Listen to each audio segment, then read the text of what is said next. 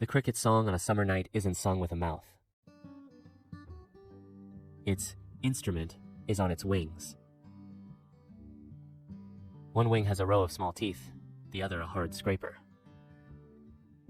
When the cricket wants to sing, it rubs these wings together fast.